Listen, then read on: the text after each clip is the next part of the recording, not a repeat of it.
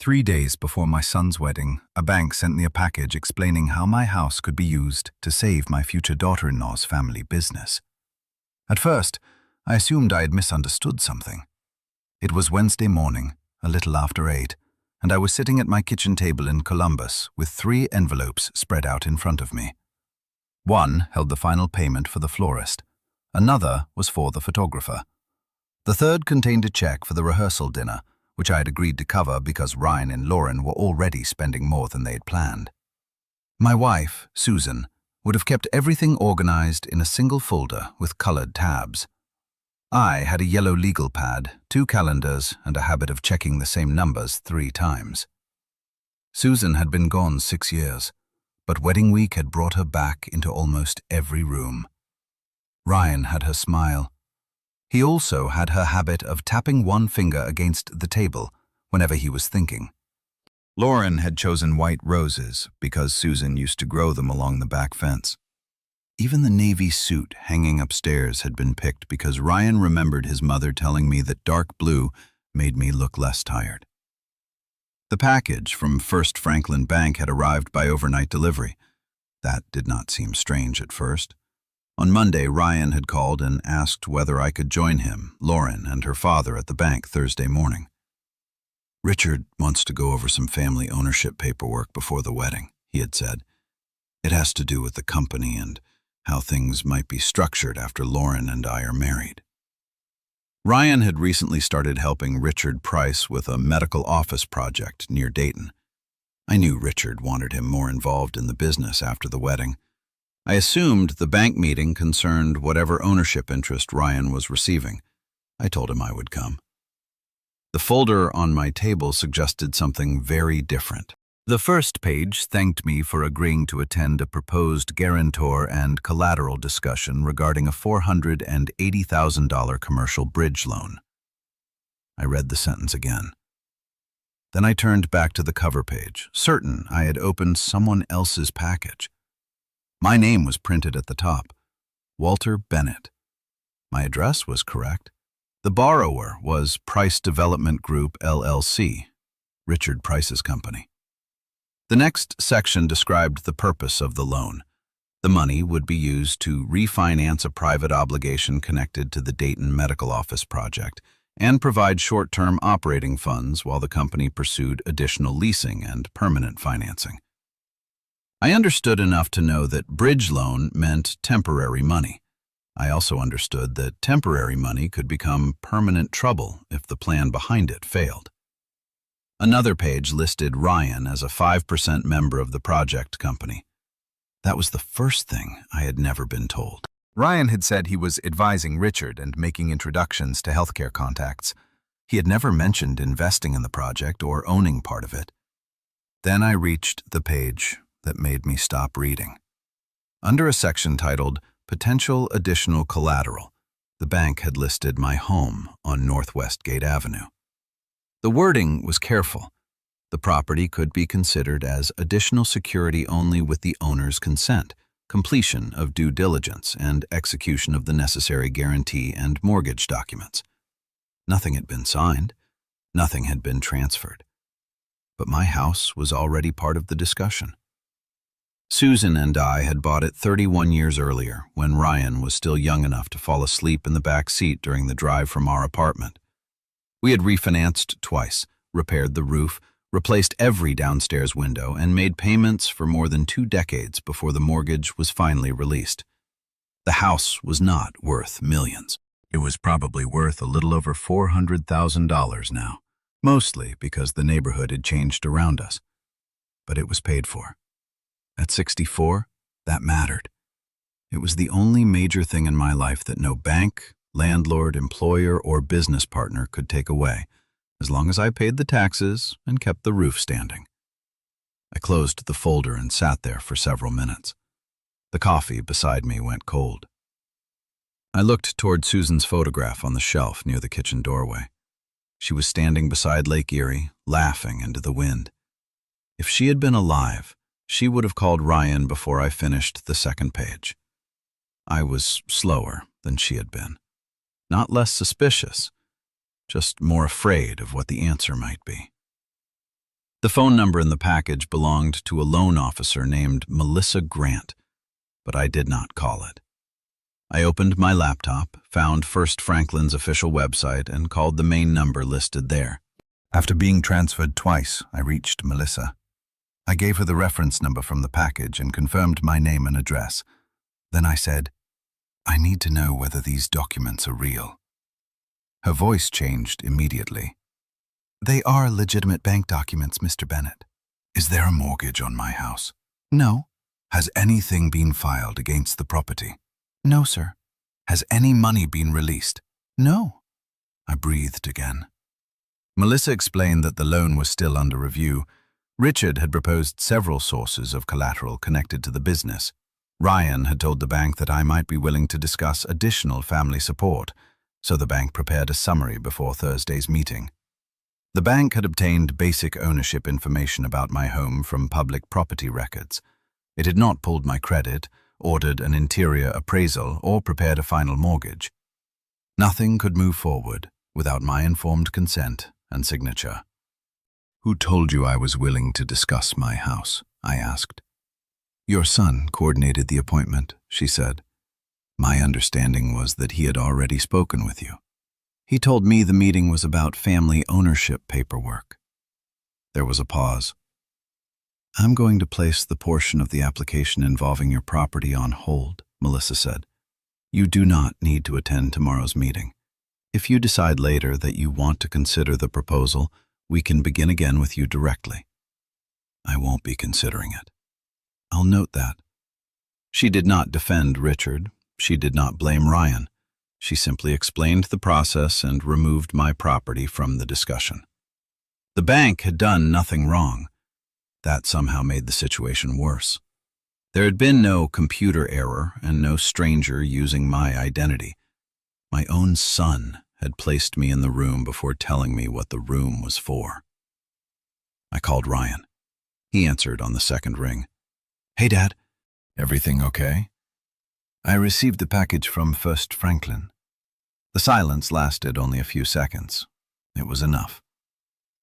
"I was going to explain everything tomorrow," he said, on the way to the bank. "Before the meeting. You told me it was about ownership paperwork." "It is connected to the ownership structure." "My house is listed as collateral." "Potential collateral." I looked down at the page. "That distinction matters more to you than it does to me." "Dad, nothing could happen without your signature." "Then why wasn't I told before my name and address were given to the bank?" Ryan exhaled slowly. "Because I knew you'd say no before you heard the whole story." The answer was honest. That was what hurt. He had not forgotten to tell me. He had chosen not to. "What is the whole story?" "Richard has a short-term financing problem. The Dayton project is worth much more than the loan. He just needs time to finish the leasing and refinance properly." "And what does that have to do with my house?" "The bank wanted more support behind the deal." "So you offered mine." "I did not offer it. I said you might be willing to listen." "You told them enough to prepare a package." "Because I thought once you saw the numbers, you would understand." I stood and walked toward the kitchen window. Across the yard, the back fence leaned slightly near the corner. I had planned to fix it before the wedding weekend. Ryan continued. "I have money in the project, Dad." "How much?" He hesitated. $35,000. I closed my eyes. That was most of what he had saved since taking his current job. "Why didn't you tell me?" "I knew you wouldn't like it." There it was again. Not confusion, not an oversight, a pattern. When Ryan was 22, I paid the balance on a car he could no longer afford. At 27, I cleared nearly $9,000 in credit card debt after he promised it would never happen again. 2 years later, I covered 3 months of rent when he quit a sales job before finding another. Susan had once told me I was teaching him that consequences were only bills waiting for his father. I had called her too harsh. After she died, I helped him even more. Some part of me believed that if I always made life easier for Ryan, he would never have a reason to pull away from me. Now, he said, please don't make a decision until we all sit down. I already called the bank. What did you do? I told them my house is not part of the loan. The line went quiet. When Ryan spoke again, his voice sounded different.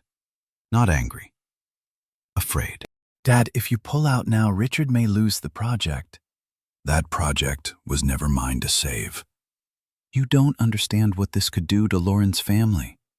And you don't understand what you asked me to risk. I'm coming over tonight. Lauren and Richard should come too so we can explain everything. No. Dad, You come alone. Another silence. Then Ryan said quietly, I can't do that. I looked toward Susan's photograph. For the first time since he was born, my son had been asked to choose between standing beside me and standing beside the people who needed something from me. He had already chosen. After the call, I went down to the basement. The steel filing cabinet stood beneath the electrical panel. Inside were the deed, the mortgage release, my will, insurance policies, and the records Ryan had helped organize after I spent 4 days in the hospital with pneumonia the year before. He knew the house was paid off. He knew what it was worth. He knew exactly where the paperwork was because I had trusted him enough to put it in his hands. Nothing had been stolen. Nothing had been forged. I had simply given my son access to the most important parts of my life and assumed he understood that trust was not the same thing as permission. Upstairs, my phone began to ring. I did not answer it. I sat on the bottom step with the mortgage release across my knees and listened until the sound stopped. I did not sleep much that night. Every time I closed my eyes, I saw the same page from the bank package. My name, my address, the words, potential additional collateral. None of it legally bound me, but that did not make it harmless. Someone had built a financial plan around the assumption that I would eventually agree. By 7 the next morning, I was sitting at the kitchen table with the package open beside a fresh cup of coffee. Ryan had called twice after our conversation and sent 3 messages. The first said he was sorry. The second said I did not understand the full situation. The third asked me not to involve anyone outside the family until we could talk. I did not answer. At 9, I met Maya Reynolds at her office near downtown Columbus.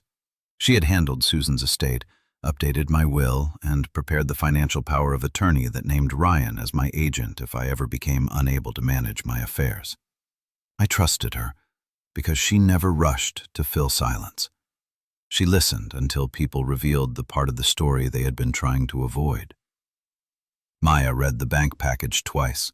Then she placed it on the desk and asked me a series of simple questions. Had I agreed to attend a meeting at First Franklin? Yes. Had Ryan told me the meeting concerned a possible guarantee or the use of my home? No. Had I signed anything? No.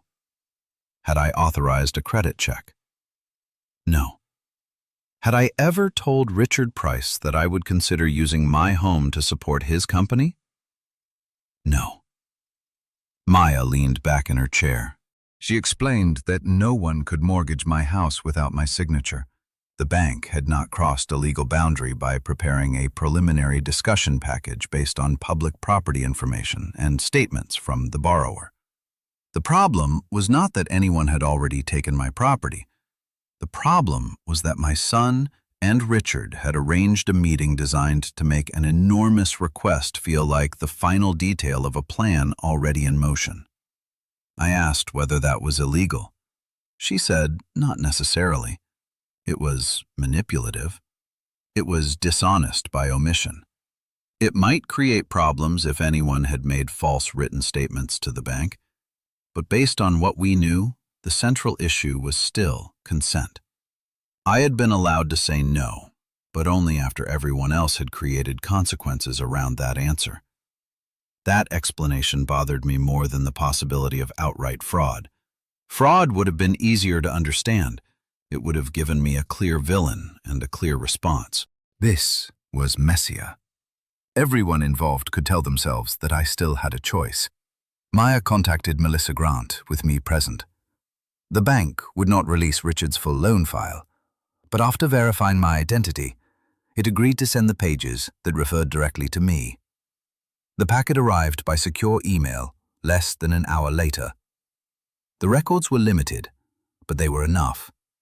A note entered by the loan officer stated that Ryan Bennett had advised the bank that his father might be willing to discuss additional collateral as part of a broader family ownership plan. Another entry showed that Ryan had coordinated the Thursday meeting. A preliminary internal worksheet listed my property as possible support, subject to owner consent and all required documentation. There was no forged signature, no false mortgage, no statement claiming that I had already agreed. Ryan had been careful. He had not told the bank a direct lie. He had simply allowed the bank to believe I understood more than I did. Maya pointed to the wording. Ryan had told the truth in the narrowest possible way. I had agreed to attend a meeting. I might have been willing to listen. I did own a debt-free home. Each individual statement was technically accurate. Together, they created a picture that was not. Around noon, Ryan arrived at my house alone. That mattered. The night before, he had said he could not come without Lauren and Richard. By morning, he had apparently realized that refusing to speak to his father privately would only confirm the worst thing I believed about him. He looked tired when I opened the door. His suit jacket was gone, and the sleeves of his dress shirt were rolled above his wrists. He had probably canceled work appointments to be there. We sat at the kitchen table. The bank package remained between us. Ryan began by saying that Richard had not planned to deceive me. The Dayton project had run into a temporary financing problem. Construction costs had risen, a tenant had delayed signing, and the private lender wanted repayment sooner than Richard had expected. According to Ryan, the bridge loan would give the company enough time to stabilize the project and refinance under better terms. I asked why Richard's own collateral was not enough. Ryan said the bank wanted more support. I asked why that support had to come from me. He looked down at the papers. Then he admitted the part he had not told me before. He had invested $35,000 in the project. The money came from his savings, including part of what he and Lauren had originally planned to use for a down payment on a house after the wedding. In return, Richard had given him a 5% membership interest in the project company. Ryan had believed the investment would be safe. The building was almost complete. The medical tenants seemed reliable. Richard had spent decades in commercial real estate.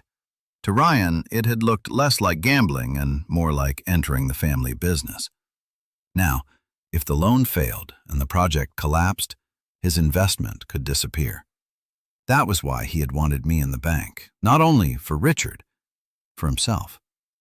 Ryan said he never believed I would lose the house. He expected the bridge loan to last only a few months. Richard planned to replace it once the project secured permanent tenants. The home would have been secondary collateral, not the lender's first target. I asked whether he could guarantee any of that. He could not. That was the first time his confidence weakened. I asked whether he had told the bank that I understood the purpose of the meeting. He said he had told them I agreed to come. The answer was familiar, accurate, but incomplete. I asked whether he knew I had not been told about the house. He admitted that he did. Ryan said he had planned to explain everything before we went inside.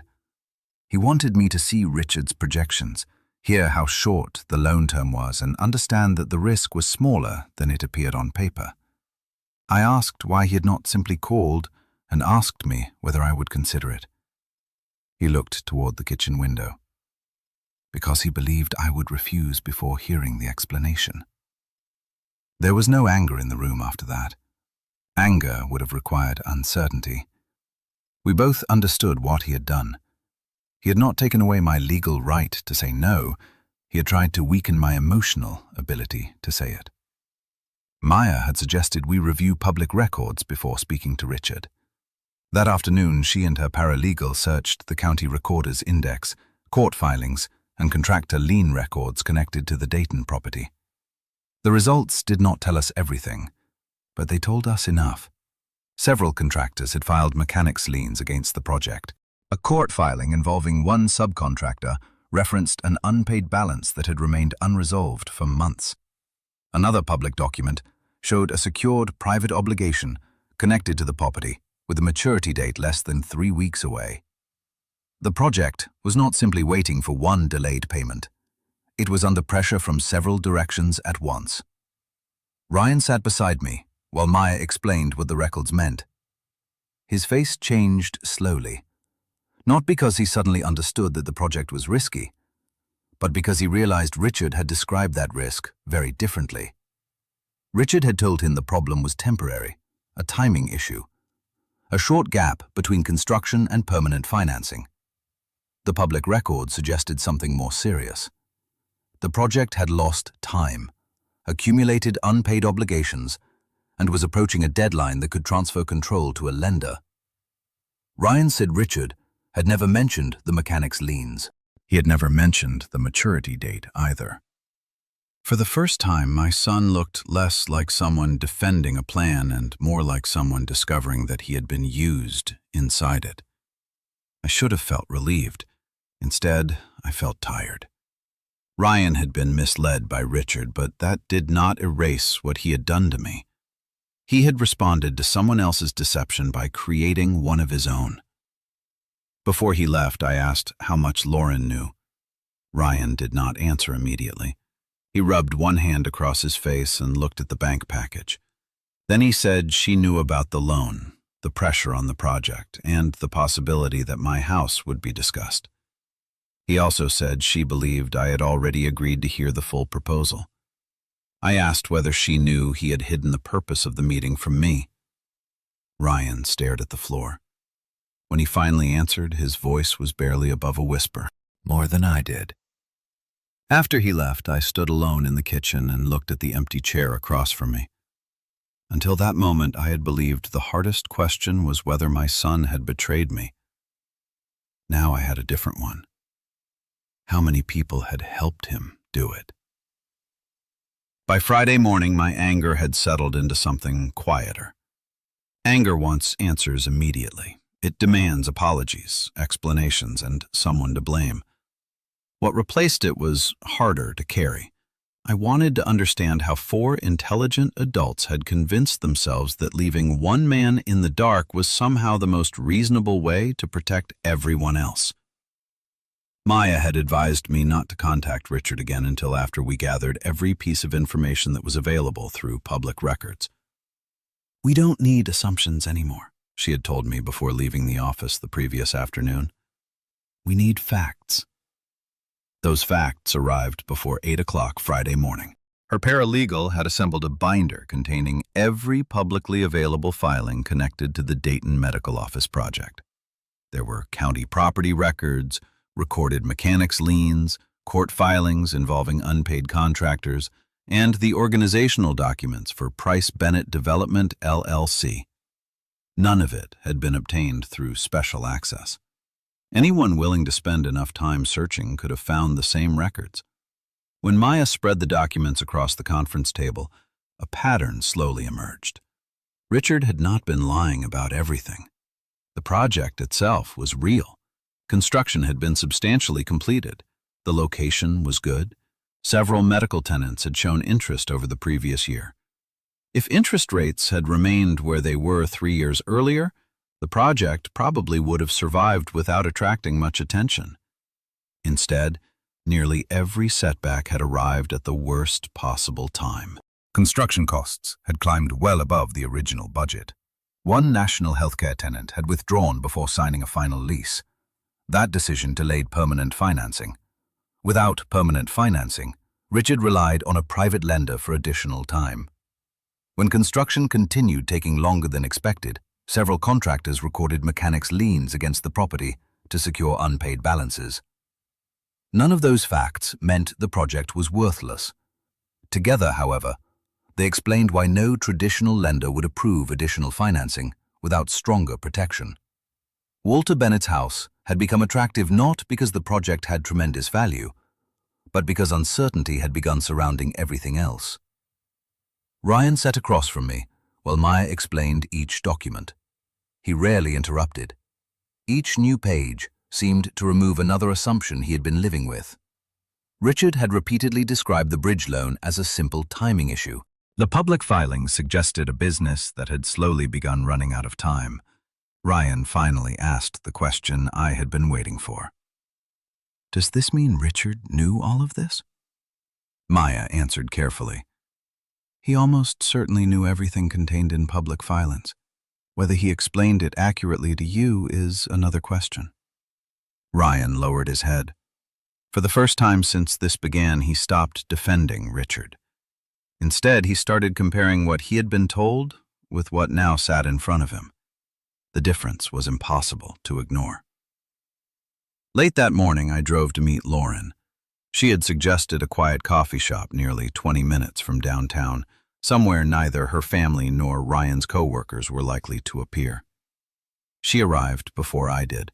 When I walked inside, she was already seated near the window with 2 untouched cups of coffee. She looked as though she had not slept either. There were no tears, no dramatic apology, just exhaustion. For nearly a minute, neither of us spoke. Finally, she looked at me. I don't think I deserve you believing anything I say today. I didn't come here to believe you, I answered. I came here to understand you. She nodded slowly. Then, without defending herself, she began explaining her part. Richard had first mentioned the bridge loan almost 2 months earlier. At that time, he described it as routine financing. The project needed temporary liquidity while permanent financing was finalized. Ryan had already invested. Richard planned to bring him into the business after the wedding. Everyone would eventually benefit. Lauren admitted she knew Richard hoped I might be willing to help strengthen the loan package. She also admitted that she believed Ryan had already spoken to me about it. Every time she asked whether I understood what Richard wanted to discuss, Ryan answered the same way. Dad knows enough for now. She accepted that answer because she trusted the man she was about to marry. Looking back, she realized she had never once verified it herself. That silence had become her contribution. I asked what she had actually done. She explained that Richard handled conversations with the bank. Ryan coordinated schedules. She organized documents, meeting times, and contact information because that was simply what she always did. She had confirmed my mailing address. She had provided Richard with copies of family contact information.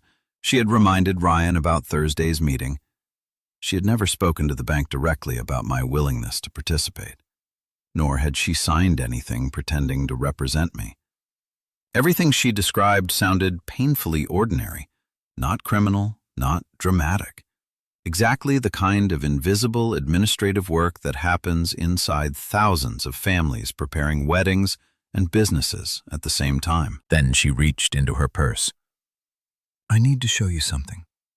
She handed me several printed email exchanges between herself, Ryan, and Richard.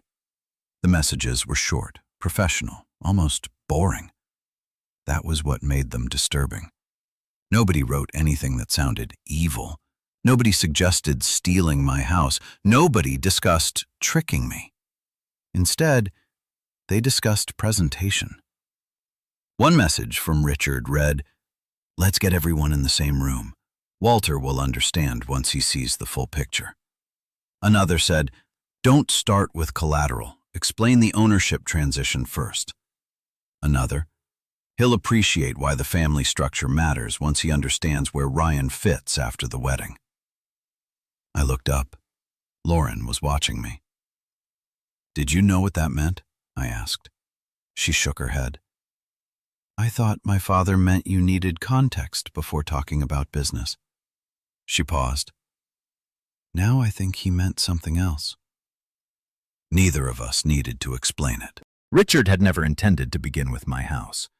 He intended to arrive there only after discussing Ryan's future, the wedding, Lauren's security, and the company's history. By then, saying no would have felt like withdrawing support from every relationship sitting around the table. The strategy was psychological, not legal. That realization disturbed me more than anything else. Lauren continued reading through the emails with me. Most of them simply coordinated dates. One requested updated construction photographs. Another discussed catering for the rehearsal dinner before switching back to financing. The ordinary details somehow made everything worse. No one believed they were participating in a conspiracy. Each person convinced themselves they were simply helping organize the next step.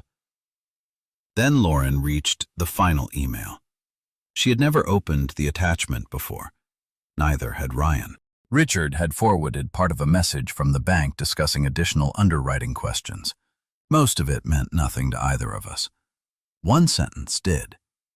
Borrower confirms proposed family guarantor understands transaction will be reviewed during Thursday meeting. Lauren read it twice, then a third time. My father never told us he wrote this. I studied the sentence. It did not say I had agreed. It did not claim I had signed anything. But it represented something Richard could not possibly know. He had turned his own expectation into a statement of fact. Lauren closed her eyes. I kept telling myself this was just about timing. It wasn't. She slowly shook her head. No. For several seconds, she stared through the cafe window toward the parking lot. When she finally spoke again, she sounded less like someone's daughter and more like someone seeing her own family for the first time. My father didn't just hide things from you. She looked down at the emails. He hid them from Ryan, too. When Ryan arrived that afternoon at Maya's office, I handed in the email chain without saying a word. He read every page. His expression changed at the same sentence Lauren and I had stopped on. He looked genuinely confused. I've never seen this.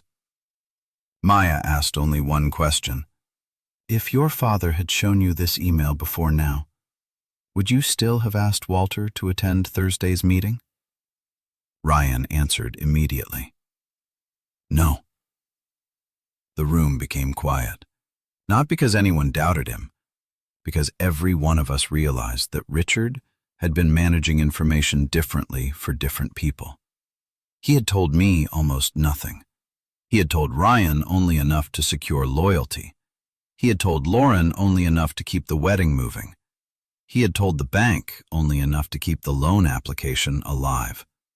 Each version was incomplete. Each version was technically defensible. Together, they formed something none of us would have accepted if we had seen the entire picture from the beginning. For the first time since the package arrived, Ryan stopped trying to persuade me.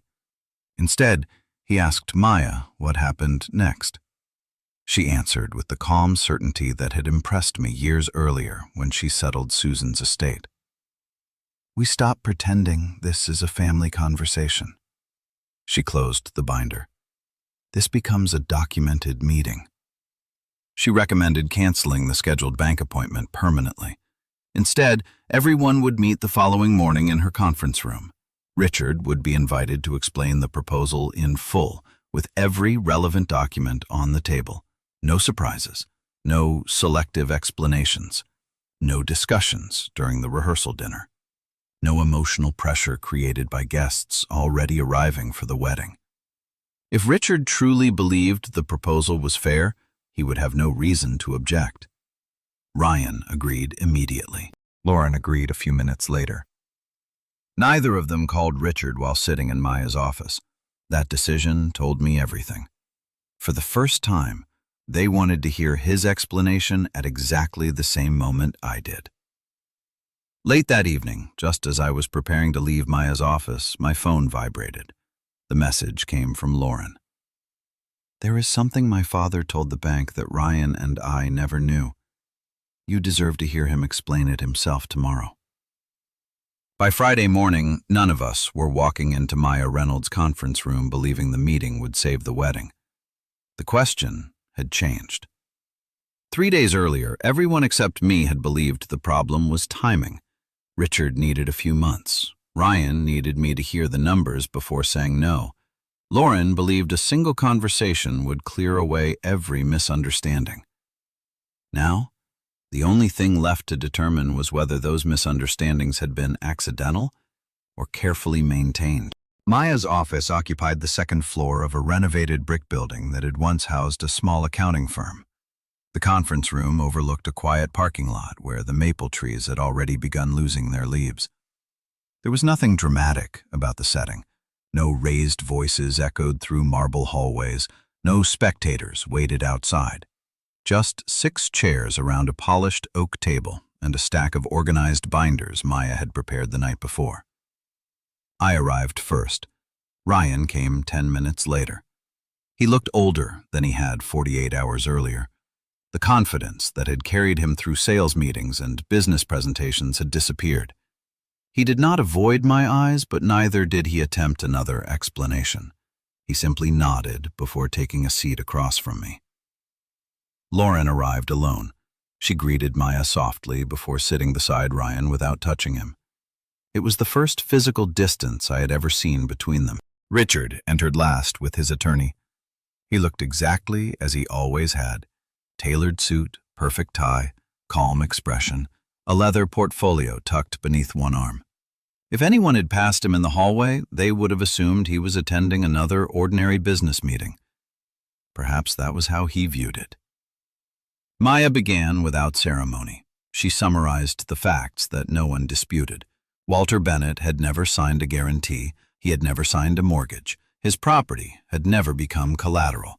No lien had been recorded. No loan funds had been disbursed. After Walter contacted the bank, every discussion involving his property had been suspended. No one argued with any of it. The legal questions, at least for the moment, were settled. What remained was everything the law could not answer. Richard thanked Maya for organizing the meeting. He said the situation had become far more emotional than anyone intended. He admitted communication had not been handled perfectly, but insisted every discussion had always assumed Walter retained the right to decline. He repeated that phrase several times. Walter always had a choice. I listened without interrupting. Richard spent nearly 15 minutes describing the Dayton project. He explained the rising construction costs, the delayed tenant commitments, the temporary financing gap, and his confidence that permanent refinancing would solve everything within months. He insisted the bridge loan represented an opportunity, not desperation. He never once mentioned my house. Not until Maya asked him directly whether additional collateral remained necessary for the bank to approve the loan. Only then did Richard acknowledge that my property had strengthened the financial proposal. He described it as one possible source of additional security among several alternatives. Everything sounded measured, reasonable, professional. If someone had entered the room halfway through his explanation, they might have wondered why we were even there. Then Maya turned toward me. She did not ask whether I had questions. She simply said my name. I understood what she meant. For nearly a minute I looked at Richard without speaking. I had rehearsed dozens of questions during the previous 2 nights. Most of them no longer mattered. Finally, I asked only one. When exactly were you planning to tell me that my house had become part of this conversation? The room became completely silent. Richard answered more slowly than he had spoken all morning. The intention was always to discuss it together during Thursday's meeting. After I was already sitting in the bank. Because context matters. I nodded. It does. Neither of us spoke for several seconds. Then I continued. You asked my son to bring me into a room where everyone except me already knew why I was there.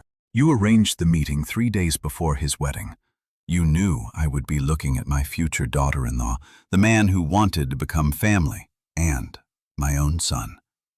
You expected me to hear your explanation after every emotional consequence of saying no had already been placed on the table. Richard did not deny it. Instead, he returned to the same argument. You still could have refused. Legally? Yes. I agree. I folded my hands together. But you were never relying on the law. No one moved. You were relying on me. Richard's expression changed for the first time. Only slightly. Enough for me to know I had reached the center of the story. You believed I wouldn't let Ryan lose his investment. He remained silent. You believed I wouldn't embarrass Lauren days before her wedding. Silence again. You believed I wouldn't become the man who destroyed 2 families over money. The room stayed quiet. And because you believed all of that, you decided the best time to tell me the truth was after every reason to say yes was already sitting beside me. Richard lowered his eyes. When he finally answered, his voice carried none of the certainty from earlier. I believed that once you understood the situation, you would help. I probably would have. Every face in the room turned toward me. I've spent most of my adult life helping Ryan. I looked at my son. When he couldn't afford his car, I helped. When he buried himself in credit card debt, I helped. When he quit a job without another one waiting, I helped. I paused. If you had come to me 6 months ago and asked whether I would consider helping your future father-in-law, I might have listened. I let that thought settle over the room. But you didn't trust me enough to ask. I turned back toward Richard. You trusted pressure more than honesty. Lauren reached into her folder. Her hands trembled only once. She removed a printed email. This is what I texted Walter about yesterday. She handed copies to everyone. Richard recognized it immediately. The email had been written weeks earlier during conversations with the bank. One sentence had already changed everything for Ryan and me. Borrower confirms proposed family guarantor understands transaction will be reviewed during Thursday meeting. Richard's attorney read the page before looking toward his client. Richard did not argue about its authenticity. Instead, he explained that he genuinely believed I would understand before the meeting concluded. He said the wording reflected his expectation, not an attempt to deceive. Maya answered before anyone else could. Expectation and representation are not the same thing. Richard remained silent. Ryan stared at the email for several moments. Then he looked directly at Richard. You told me Dad knew. Richard answered quietly. I believed he would. That's not what I asked. The words hung in the room. You told me he knew. Richard looked away. Ryan understood. He did not need another answer.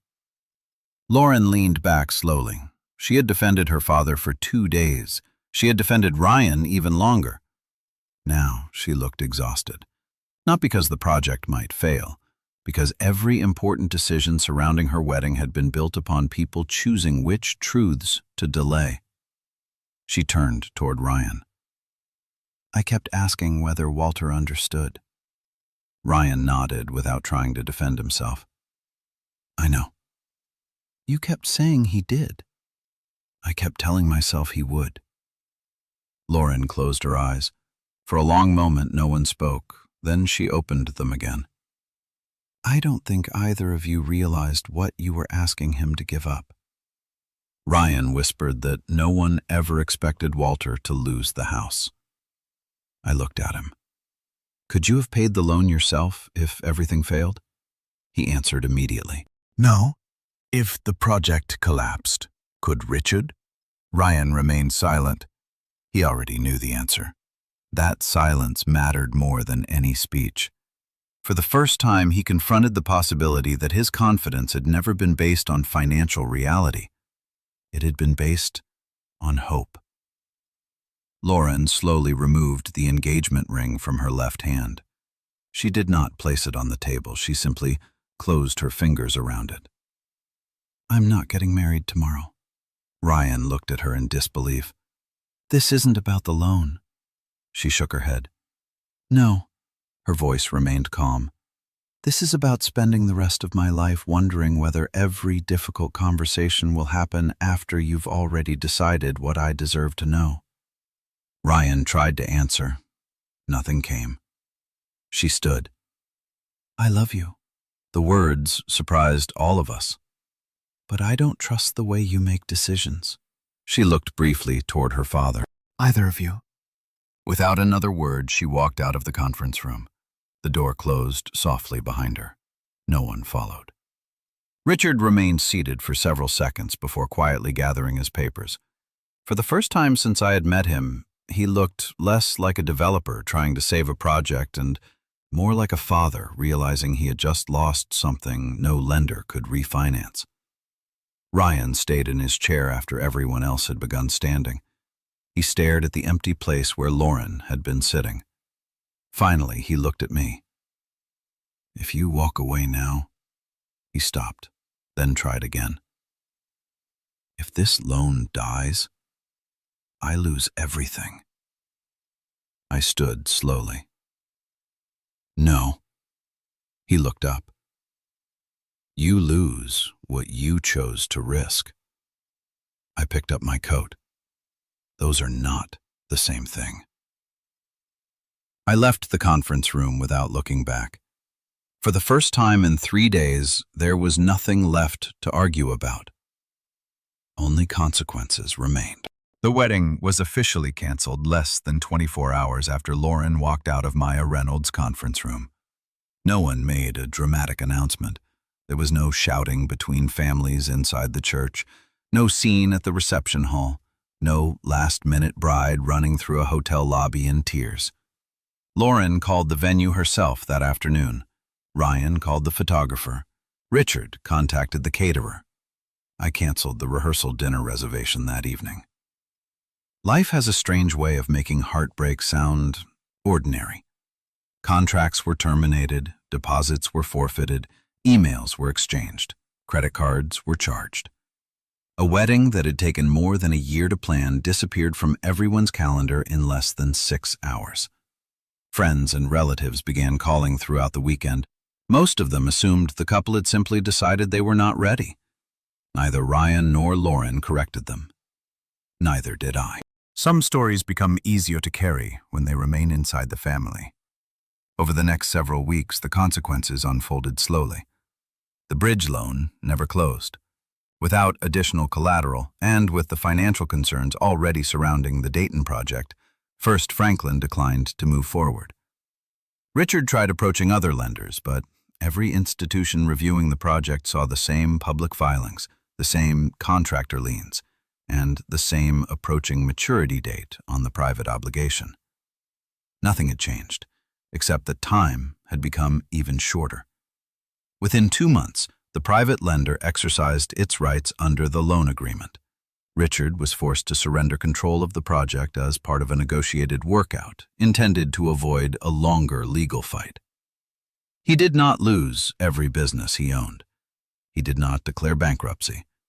He was not arrested. Real life rarely delivers punishment that neatly. Instead, he lost the project he had spent years trying to build, along with much of the reputation that had once made financing easier. Several employees left the company before the end of the year. Future investors became harder to find. The consequences were financial, professional, and deeply personal. Ryan's losses looked smaller on paper but felt larger to him. The $35,000 he had invested was gone. Money he had planned to use for a home with Lauren had vanished alongside the engagement. He sold the SUV he had proudly purchased the previous summer and replaced it with a used sedan that cost less than half as much. For the first time since graduating college, he began living according to a monthly budget that did not assume someone else would rescue him if plans failed.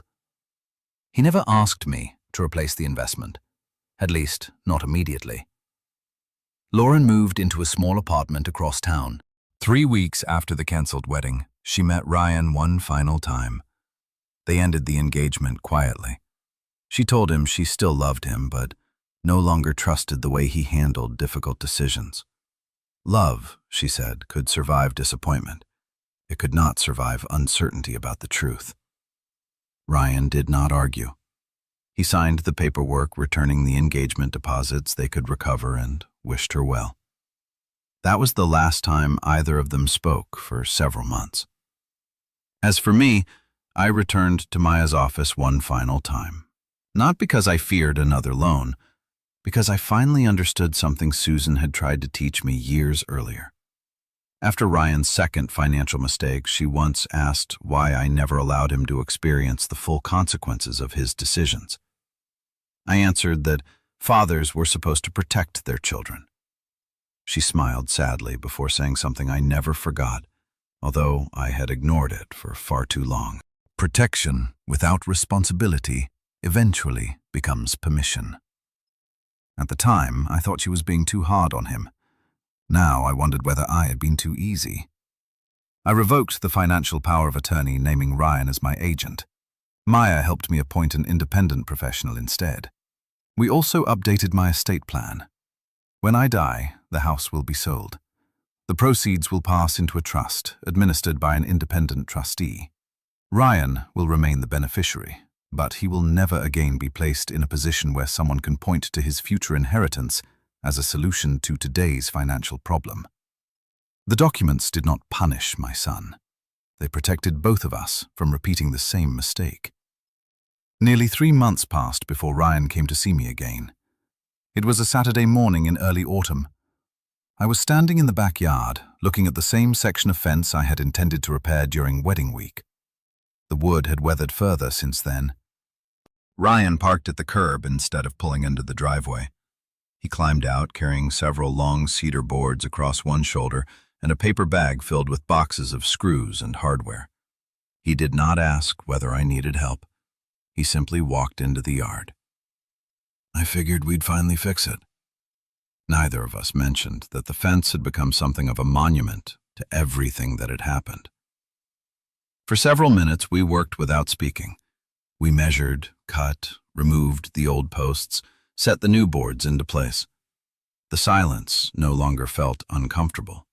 It felt earned. Around noon, we sat on overturned buckets beneath the maple tree and opened the sandwiches Ryan had brought. He stared at the fence for a long time before speaking. I've replayed those 3 days 1,000 times. I waited. I kept telling myself I wasn't lying.